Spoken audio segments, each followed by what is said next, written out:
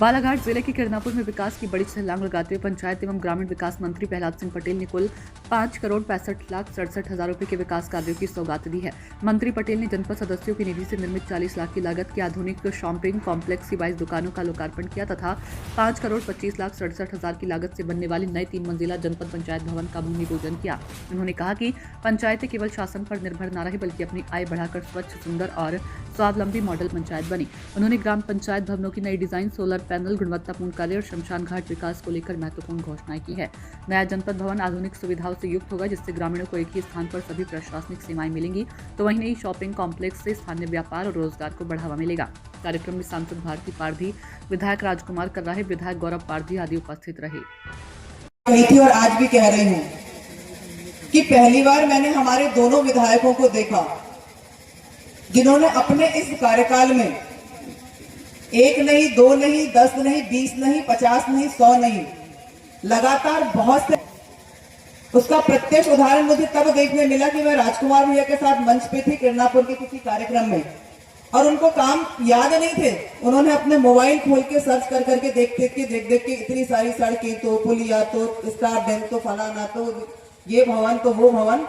पहली बार मैंने देखा कि हमारी जो सरकार का फायदा हमारे जो विधायकों ने लिया है, इसीलिए मैंने आपको धन्यवाद दी कि आपने ऐसा कुशल नेतृत्व अपने किरनापुर में चुना है। इसलिए आपको बहुत बहुत धन्यवाद देना चाहती हूँ लांजी के लोगों को।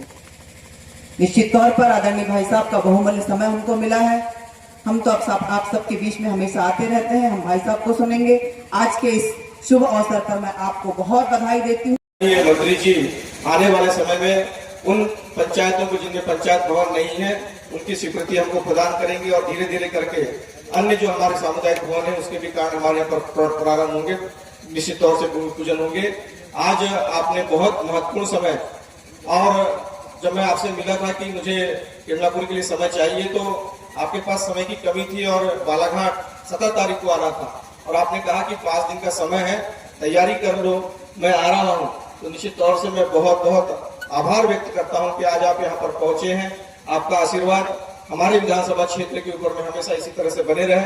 आप हमेशा हमारे बीच आते रहे, और इसी तरह से सभी सरपंचों को, सभी सचिवों को, सभी सहायक सचिव हैं, सभी हमारे उप सरपंच हैं, पंच हैं, जो आशा भरी निगाहों से आपको देखते हैं, आप उनकी पूर्ति कर रहे हैं। निश्चित तौर से इसी तरह से आप हमारे विधानसभा क्षेत्र में आए, मैं आपका हार्दिक अभिनंदन करता हूँ, स्वागत करता हूँ, अपनी वाणी में विराम देता हूँ।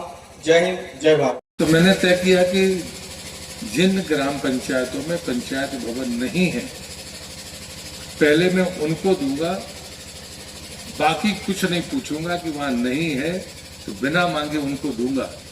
और 2 साल में मैंने ये काम किया, और आज मैं गर्व के साथ कह सकता हूं कि मैंने 2427 ग्राम पंचायत भवन दिए हैं, जिनको नए सिरे से डिजाइन किया गया।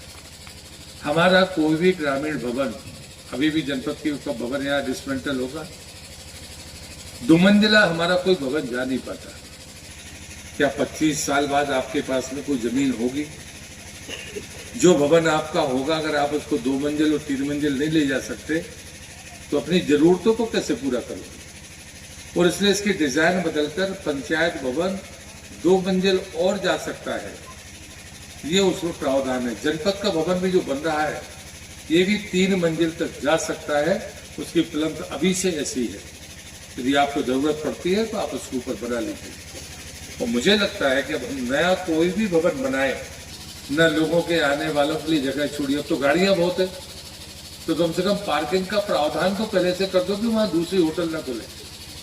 इतना कर दो कि भाई मोटरसाइकिल कोई लेके आएगा तो यहाँ खड़ी कर देगा। प्रधानमंत्री सड़क है, प्रधानमंत्री आवास योजना है, आपकी खेत सड़क, आपकी वो सुदूर सड़क, शौचालय, स्वच्छता, पेयजल, सबका हमें विकास मंत्रालय है। अभी एक और बहुत अच्छा काम भारत सरकार ने किया है, जनमन आवास योजना और जनमन सड़क योजना। जो अति पिछड़ी हमारी आदिवासी जातियां हैं, बैगा है, भारिया है, सहरिया है, उन सबके अगर गांव है तो 50 की भी उनकी आबादी है, 100 की भी अगर आबादी है, तो अभी वहां सड़क पहुंचेगी। अब प्रधानमंत्री सड़क योजना के नियम नहीं पता, हमारे जनप्रतिनिधियों को नहीं पता, आम आदमी की तो छोड़ दीजिए। एक समय जब पहला चरण था प्रधानमंत्री सड़क योजना का, माना गया कि पुलिया है मतलब गाड़ियां तो आ जा सकती है और डामर बन गया।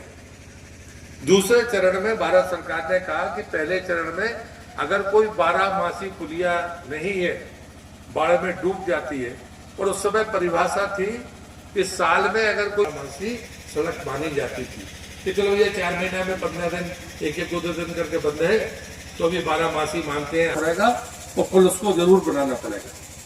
आज की तारीख में अगर 48 घंटे भी कोई पुल डूबता है या पुलिया डूबती है तो उसको 12 नहीं माना गया, और इसलिए नए पुल बनाने का प्रावधान किया गया है।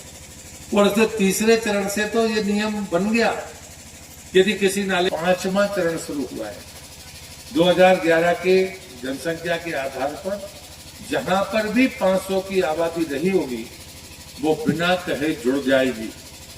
अगर वहां पर अति पिछड़ी जनजातियां हैं या फिर नक्सलवादी क्षेत्र है तो वहां 250 की आबादी और 100 की आबादी भी जुड़ जाएगी। अब ये हमको कई बार पता नहीं होता और हम कहते हैं कि ये सड़क डाल दो, सुदूर सड़क डाल दो, कभी मुख्यमंत्री सड़क डाल, क्योंकि सच्चाई ये है यदि हमारे पास में जितना भी पैसा आता है अगर हम उसका ठीक तरीके से प्लान करें, पंचायत को अपना प्लान बनाना है, जनपद को अपना प्लान बनाना है, लेकिन हम अक्सर बदलते रहते हैं। मेरे आने के बाद मैंने इस पर सख्ती बरती थी। यदि आपकी ग्राम पंचायत में 10 खेत सड़क है तो फिर अगली बार 11 कैसे हो जाएंगी? कि मैं अपने कामों को लटका के रखना चाहता हूं या मैं अपने काम को डिस्पोज ऑफ करना चाहता हूं, उनको पूरा करना चाहता हूं। अब कुछ लोगों ने कहा कि साहब वो 20 काम की वो उसको बढ़ा दीजिए। मैंने कहा एक पंचायत में एक साथ 20 काम चल रहे हैं, तब भी आपको कह रहा है कि बढ़ा दो, आप उसको जल्दी खत्म क्यों नहीं करते? अभी सरपंचों का एक सम्मेलन था, तब मैंने उनसे कहा कि यदि आपने फिजिकली उसको पूरा कर लिया तो हम आपको दूसरा काम दे देंगे, भले आपका पेमेंट हुआ। मध्य प्रदेश में इतने स्टाफ डैम बने हैं कि हर नदी नाले पर 50 मीटर पर एक स्टाफ डैम होना चाहिए। इतनी संख्या है, आपको दिखती है क्या? उसमें गेट मिलते हैं क्या? उसमें कहीं पानी दिखता है क्या? किसकी जिम्मेदारी है? मैं बालाघाट का सांसद था, तब मंत्री नहीं था। मैंने कलेक्टर से कहा कि आप जितने स्टाफ डैम है उनकी सूची बना लीजिए। पता चला कि 6 डिपार्टमेंटों ने वहां पर स्टाफ डैम बनाए, ग्रामीण